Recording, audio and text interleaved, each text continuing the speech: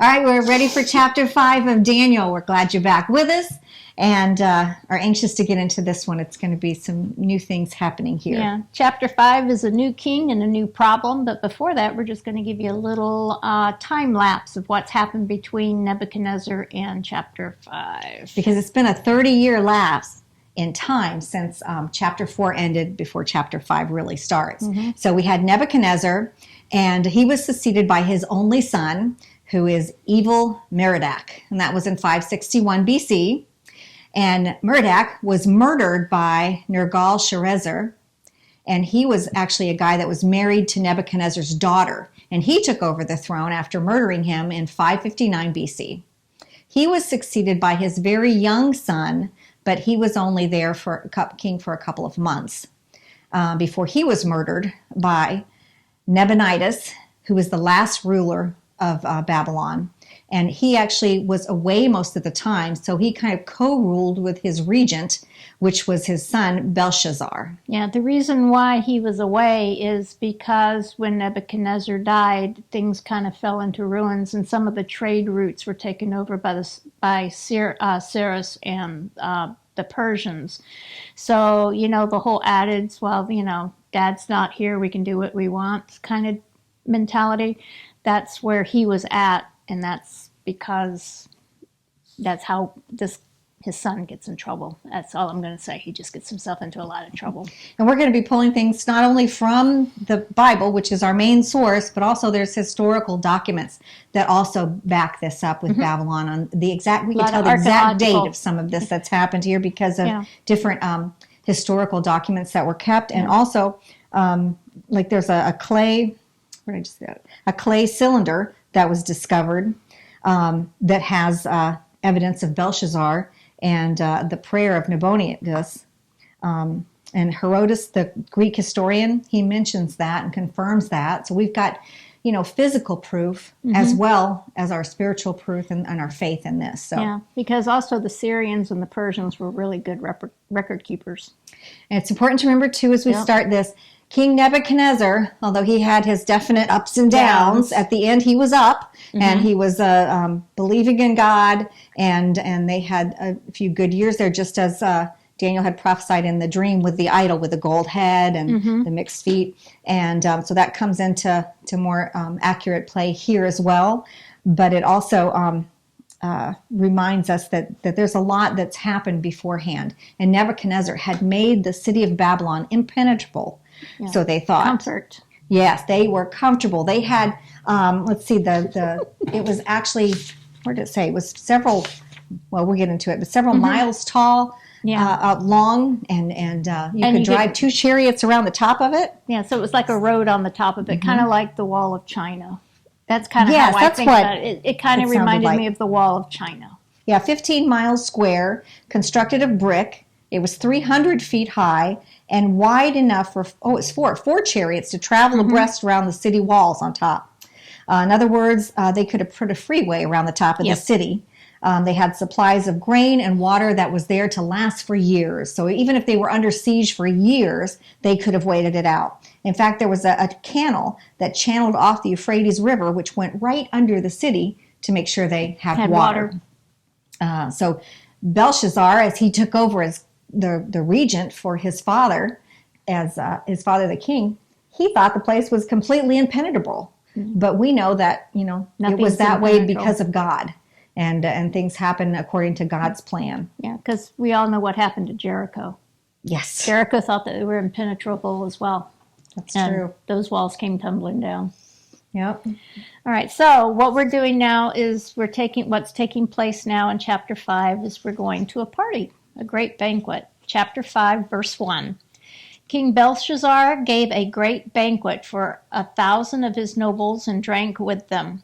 While Belshazzar was drinking his wine, he gave orders to bring in the gold and silver goblets that Nebuchadnezzar, his father, had taken from the temple in Jerusalem, so that the king and his nobles, his wives, and concubines might drink from them. Now, not to say that Nebuchadnezzar was his actual father, it just means that he was a descendant of Nebuchadnezzar. Right, the father can imply a grandfather or any ancestor. Yeah, because when I first read this, I got a little confused until I actually looked at it. All right. So in verse 3, so they brought the gold goblets that had been taken from the temple of God in Jerusalem, and the king and his nobles, his wives and concubines, drank from them. As they drank the wine, they praised the gods of gold and silver, of bronze, iron, wood, and stone. So in that, That's not good. no. So here, Nebuchadnezzar had taken those vessels and holy things from the temples in when he also got Daniel from Jerusalem. When he got Daniel, and as his custom, anytime he took over a city, he would take the relics of their religion. Right, and he put those in with his gods, his little g gods, the ones that so that he was worshiping in the beginning of the book of Daniel. Yeah, and the only difference here is that these items were consecrated for the priests. Only the priests in the temple were allowed to use them because they were, for their offerings and things of that nature, which is not good if you're just taking and using them for regular tableware.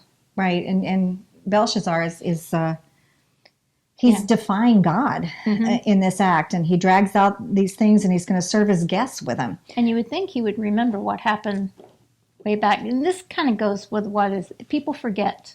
You think he would remember what happened to Nebuchadnezzar. Yeah. And Nebuchadnezzar wouldn't have and didn't, do this. He saw that they were sacred, and although he did put them in with his gods, and towards the end, then he understood and realized that Yahweh, the one true God. But at least he had respect. So they toasted their gods with these vessels. And I'm sure that was a sight.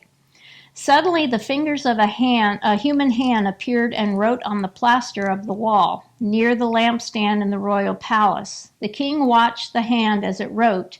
His face turned pale, and he was so frightened that his legs became weak and his knees were knocking. That's pretty scary. I think I probably would have passed out if I saw a disembodied handwriting on my wall. Yeah. The king summoned here we go again. God's directly intervening. Yep. The king summoned the enchanters, astrologers, diviners. You would think this right here tells us that Daniel's no longer in charge, so he got demoted when Nebuchadnezzar died because Nebuchadnezzar made him the chief of the enchanters, astrologers, and diviners. Right.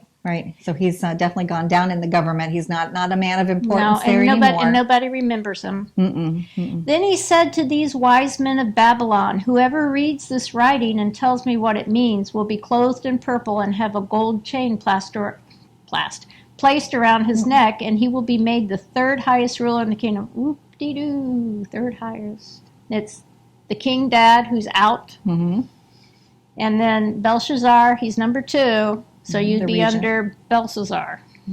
So I don't know. That could be pretty tempting, but I don't think so.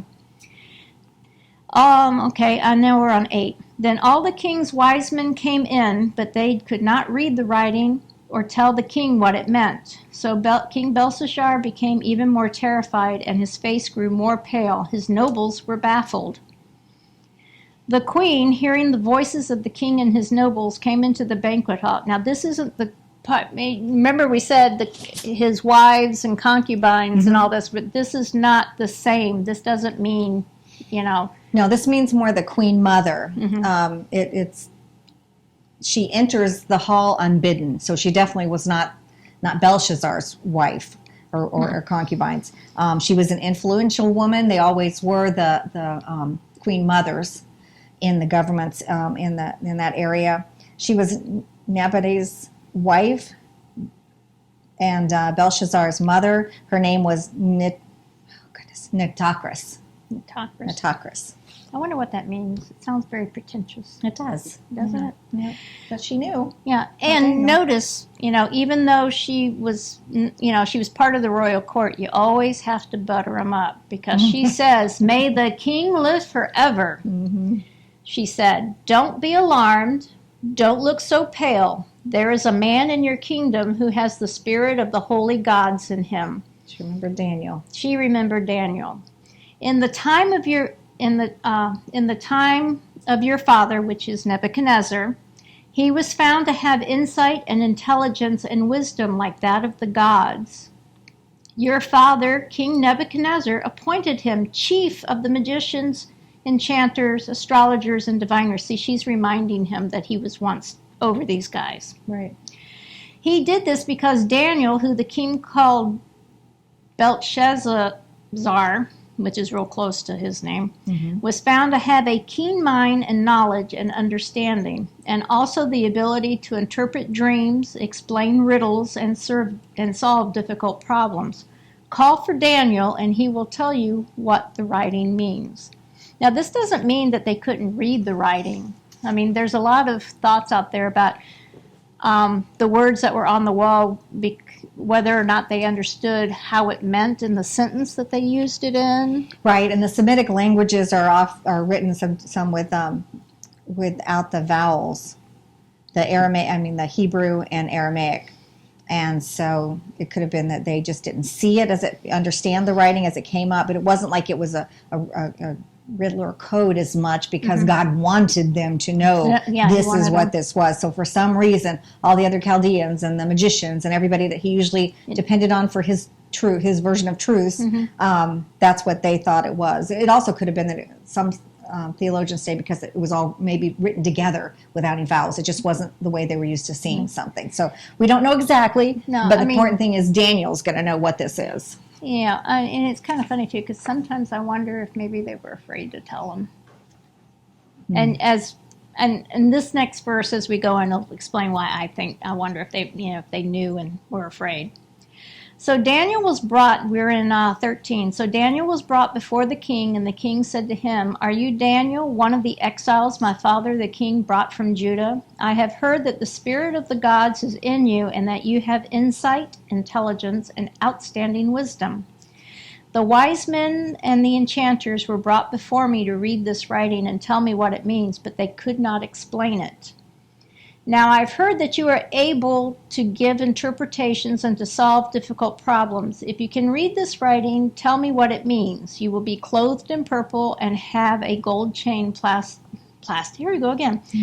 around your neck. And you will be made the third highest ruler in the kingdom." So Daniel spurned these gifts. You'll see. He's now an old man. He's not interested. Yeah, and he's an old man who's going into the presence of the king. There have been no generations gaps with Nebuchadnezzar, but there is not one now. Listen to what Daniel's going to tell Belshazzar here. Then Daniel answered the king, "You may keep your gifts for yourself and give your rewards to someone else. Nevertheless, I will read the writing for the king and tell him what it means." And now we're on 18. "Your Majesty, the Most High God, gave your father Nebuchadnezzar sovereignty and greatness and glory and splendor. Because of the high position he gave him, all the nations and peoples of every language dreaded and feared him. Those the king wanted to put to death, he put to death." Yeah, we saw that pretty much. "Those he wanted to spare, he spared," which Daniel is proof. Yes. "Those he wanted to promote, he promoted." Again, Daniel, Shadrach, Meshach, and Abednego. Oh, yeah. "And those he wanted to humble, he humbled by tearing their houses down to rubble.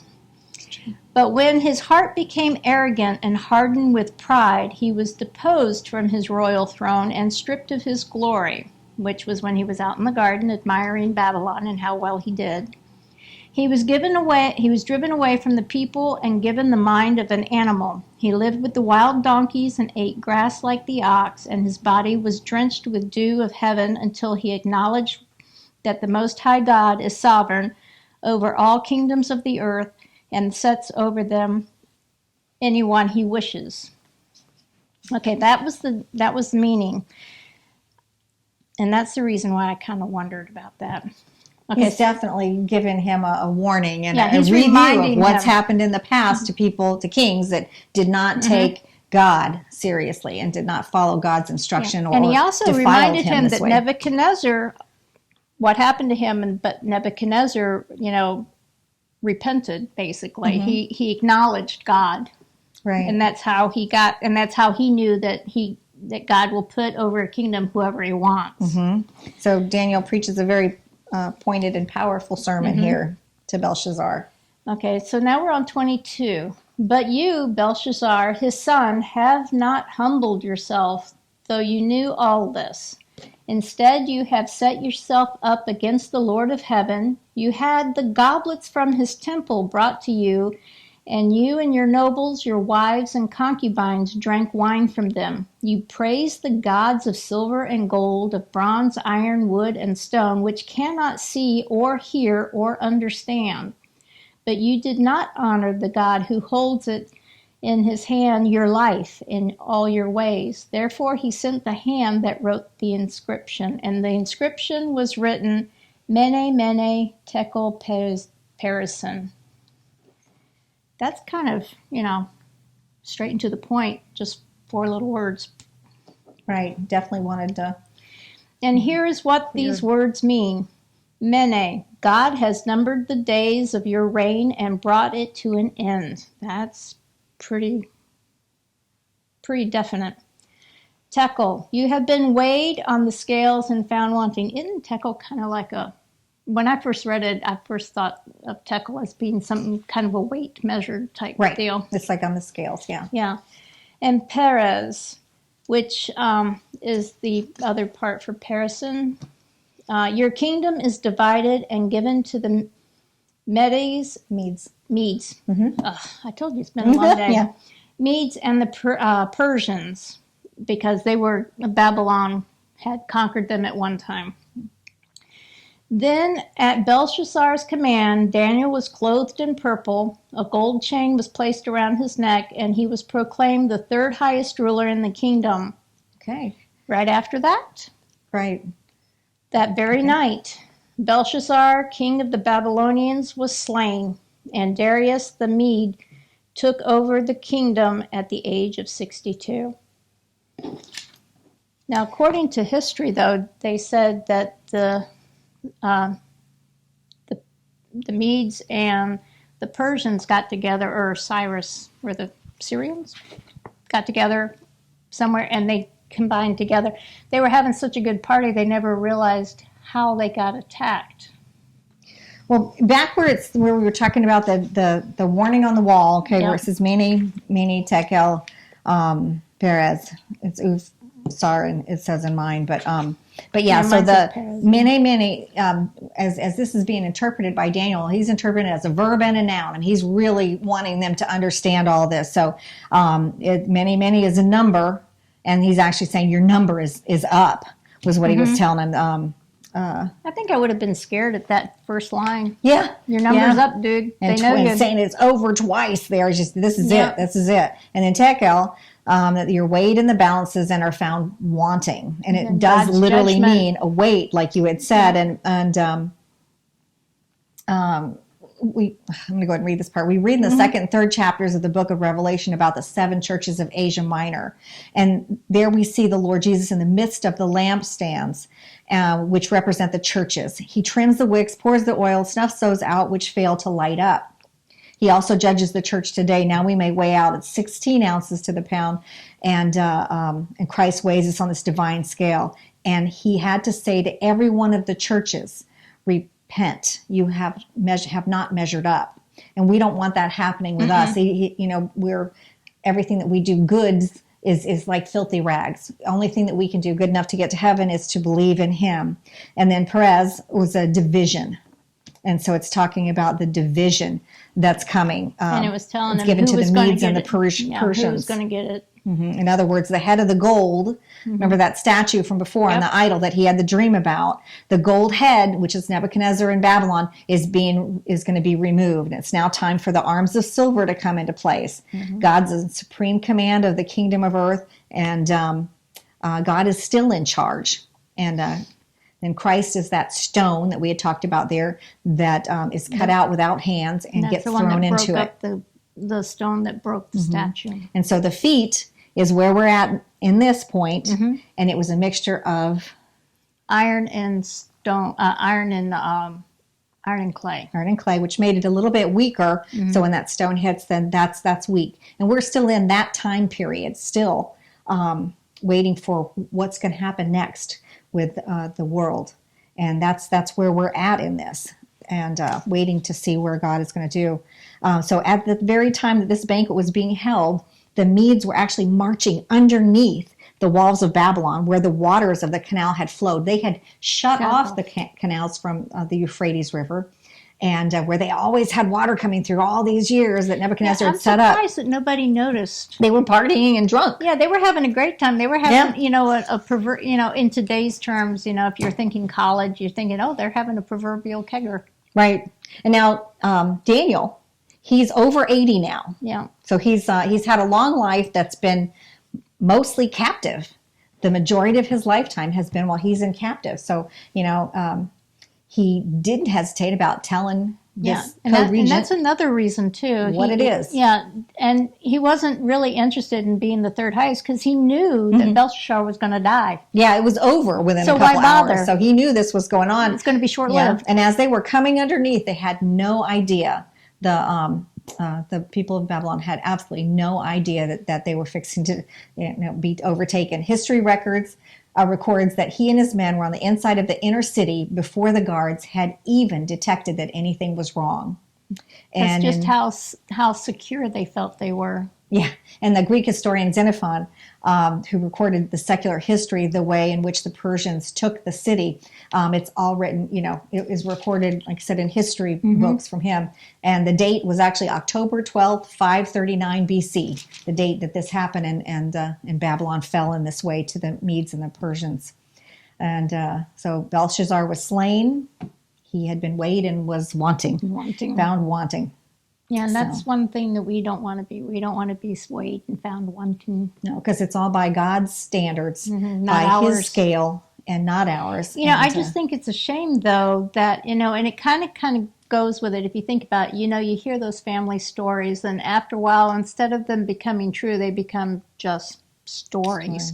And that's how a lot of people see the Bible right now. But when you take it and look at it and you can compare it with the history that, we have from finding archaeological digs and things of that nature, it is pretty amazing that these aren't just stories. These are actual historic events. And by faith, we know that they are true. And all to have these are like an extra boost for other people to realize and hopefully come to know that the Bible is a true book. It's not just a book of stories and all. So we don't measure up to God's standards. We're not on trial today. We're lost, and God is offering us salvation. Belshazzar had rejected God, and he was slain because of it. You know what I find funny, though? That Nebuchadnezzar was given an out, because he was told that he had a chance to repent. There is no repenting. He'd already been weighed and found guilty, and there was no way for him to come out of it because it only happened within a matter of hours. Yeah. So God already knew his heart. He knew this was not going to make a difference. He knew it wasn't going to. He knew this before. That's why the dream with the statue. He knew this was going to happen as he knows the way things are. So Darius the Mede became the ruler of the kingdom of silver. He came with a sudden attack and destroyed Babylon. Isaiah had prophesied the fall of Babylon in Isaiah 21, if you want to read on that. In a future day, another Babylon will fall by the hands of God. Thus will end man's vaunted civilization. And that's Revelations 18. So this is definitely a book of prophecy. It's things that have happened. And I love seeing the history, show those things so that it helps others. Yeah, back it up. Others understand that the future that was prophesied in these books in the Bible, they're true and they're going to be coming true. And it's so important that we all get on the right understanding with God and know that He's here for us. But unless you are saved, unless you have accepted the sacrifice of Jesus on the cross when He came to give His life for us, you won't be seeing heaven. That's the one requirement to get there, is to accept Him wholly and be repentant of your sins. Yeah.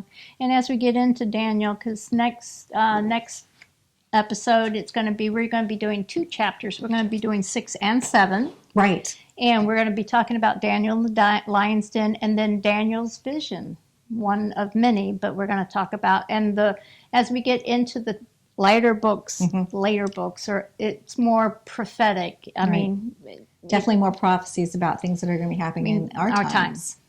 So you don't want to miss out on that. We'll look forward to having you back for that.